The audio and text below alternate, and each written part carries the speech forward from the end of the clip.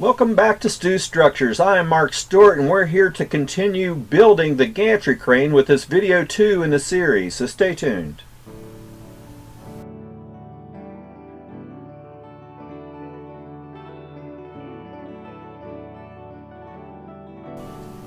So welcome back. I am Mark Stewart. This is Stu Structures, and we are here to continue building on this gantry crane. We got the main supports, at least the basic structure of them done in the last video. So we're going to try to attach those with the overhead beams that go across the tracks and the supports for that, and figure out how to build the insides of those that was supported the crane itself, that was movable from one side to the other. Some of this I don't have very good pictures of, so it's kind of a make it up as you go along, and try to do something that would have worked in real life structurally.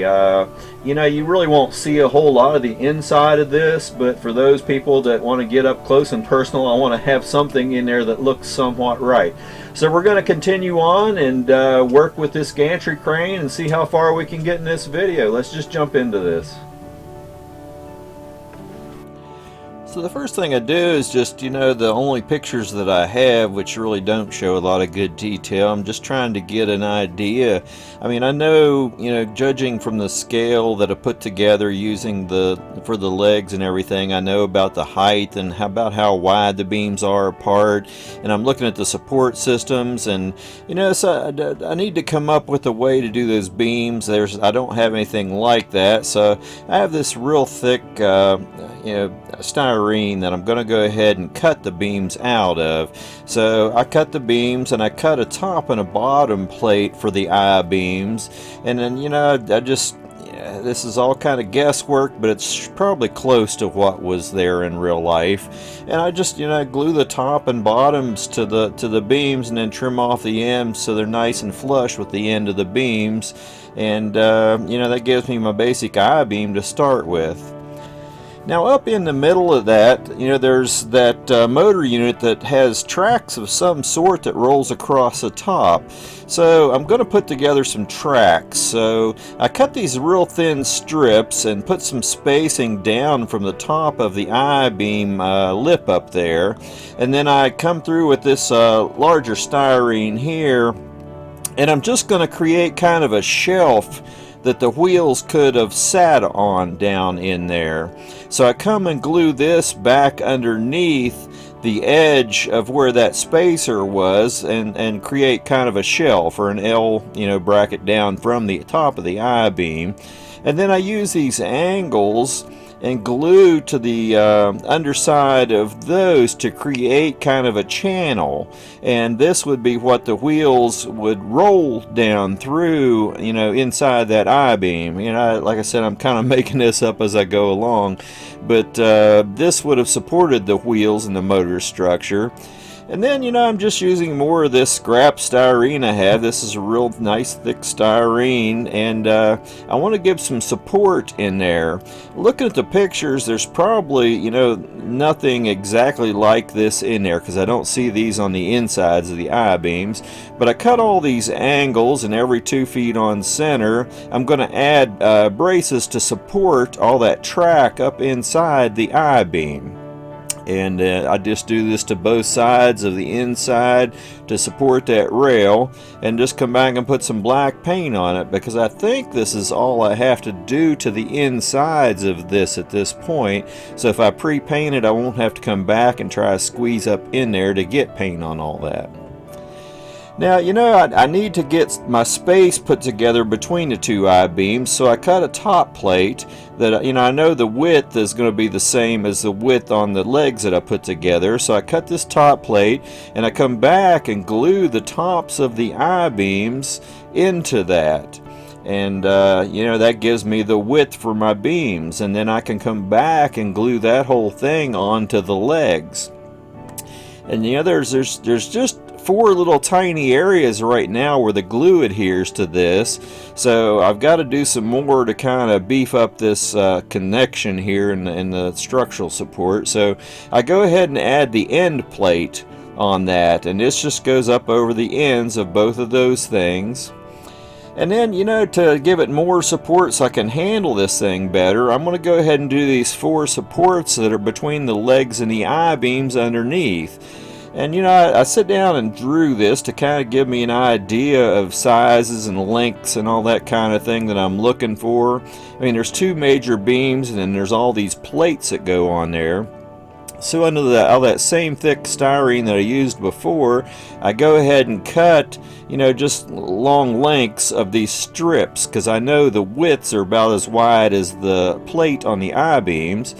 And I know from that drawing, when I measured it out, that I need this length to go underneath of each of those 4 main beams. And there is some slight angles width on the top and bottom of these because the legs get wider as it goes down, so they're not exactly a perfect square, so I have to kind of play with that and then go ahead and get all 4 of these mounted into place. And that's the main beam for that. And now there's a center beam that comes from the center of that up to the bottom of the I-beam in that corner. And there's an angle on one end and 90-degree flat plate on the other end. And I just go ahead and cut all those and glue those into place. And that's the main beams. Then just looking at that drawing, I start coming back and cutting all the plates. I'm just doing one at a time. I cut the first plate here and go ahead and mount those. And I'm doing them on both sides of all this angles. There's actually, I showed 4 plates there, but there's actually 8 of them cut. And then the second plate, I come back and cut 8 of those and get those all glued up in there into place. And then I'm just going to do these one at a time and just get everything on. And they are glued on the inside and outside of each of those beams. And this comes up and crosses over the plate on the I-beam and then comes down onto that beam, and we'll add some rivet detail later. But some of this would have been welded, some of it riveted, and then after I come back, and do the last couple of plates, then that's the whole basic structure in place. And that gives us something so we can pick this up and move it around and hold it, and all those little tiny joints are all supported by other structures so that it's just not going to fall apart on me when I go to work on it at this point. Now I guess the next phase I'm going to move on to is, with this control cabin up there were ladders on one of the legs on either side, and you can see the handrails up above, so there was a walkway up there. With this one I can kind of see a ladder that would have came down to the control center and an offset walkway up there with a little extension on the one side towards the cabin. And the handrails, you can see how they end out on the end here. So with what little information I have, I'm going to go ahead and see if I can figure out a way to do this. I can't really see the walkway up on top, but I'm assuming it was something more than just non-skid. And I have these steel grate roof walks from, I don't know, old car kits. I can't remember what kits they came out of. So, I clean up the sides on those and get them all nice and usable so that they look good. And then I put what up on top and figure out how they're going to end. I'm going to have to splice the two, so where do I splice it? How are they going to offset? I don't want to block that little trough down there that the wheel rolls on. So after I get both of them glued into place and attached in the middle at the seam where they meet, I've got a walkway on top. And, now I need a way to get up there. And out of all the stuff I found from that eBay buy, there was these ladders in there. Now, even adding a short one to each of the long ones, it's going to be a nice looking ladder. It's a little heavy, but for what I'm doing, I'm going to go ahead and use these. They're just a little short for what I want, but they will work, and I'll show you that as I go through it. Now these were offset from the steel just a little bit, and there were brackets that came out from the steel to meet the ladders and hold them in place. So I'm going to use these L brackets that I use for some of the other stuff. And to begin with, down at the bottom, I want them close to the steel, but not right on top of it. So I'm going to put these out about a foot and cut the L bracket so that it goes over and meets over top the steel to weld good down to it with glue. And at the top I'm just gluing right to the beam at this point. I'm going to have to come back and put some other brackets in, but that gets me my ladder in place at least at this time. And then after we go ahead and add more brackets the rest of the way up the ladder, then the ladder is all pretty much secured and in place so that I can handle it better. Now we need to start working on the top of all this. Now that we have a ladder and a walkway up there, this control tower hangs down from the middle of the back beam, and it's kind of centered on the beam. It has windows, 2 sets of windows in the front, and has windows on the sides and a small door in the back. And I don't have a lot of real good photographs of this, so I'm just gonna kind of look at all these and come up with a design. I can see it has a slight bit of a slant to the roof. It has a walkway on the back side of it and a ladder that comes down from the walkway overhead of the big area. I know that it probably has, a chair in it and some levers. Most big industrial equipment back in these days when this was made worked by levers and stuff the way a lot of big equipment did. And, you can see the handrails on top and the ladder. So anyway, judging by the scale that I came up with for everything, I came up with dimensions to go ahead and cut all the walls for this. And after I got it together later, I think there's a little bit more slant to the roof than what I wanted. The windows, I don't really have a good set of windows for these, but I have these windows here, and what I'm going to do is just go ahead and make up some windows. So, this would take up the better part of the whole front of that shed, and the guy could easily look down at his bucket to see what he was loading and unloading. And then for the side walls, he needs to have the same view down through, and they're mostly windows, so I'm just making these windows for the end walls and going ahead and cutting out the front, the nose, and mounting them in place.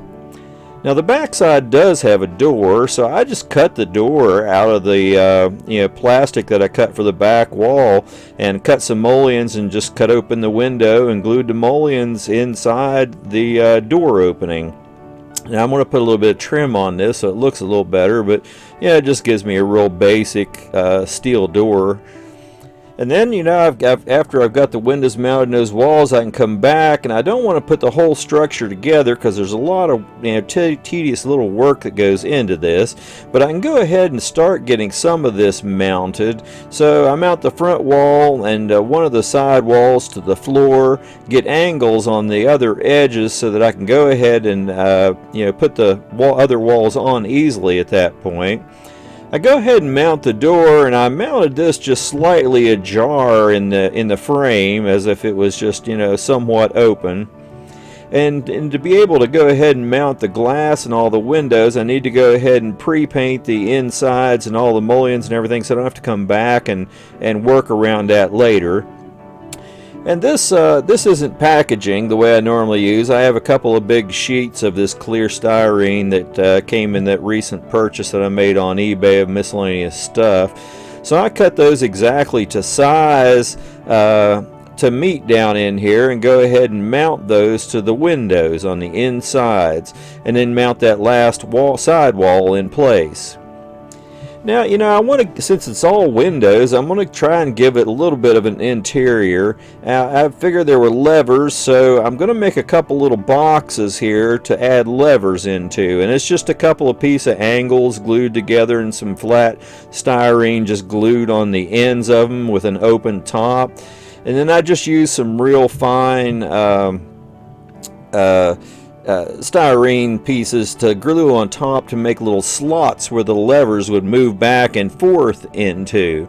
And then I just take some dowels, the smallest dowel I got, and cut little levers and put them in various positions down in there and glue those together.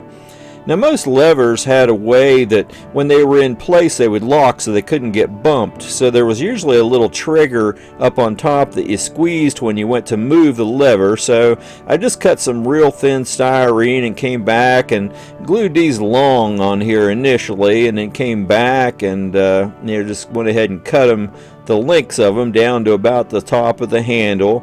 And then basically that gives me two different little structures with levers in them to mount to do the controlling with this whole thing with.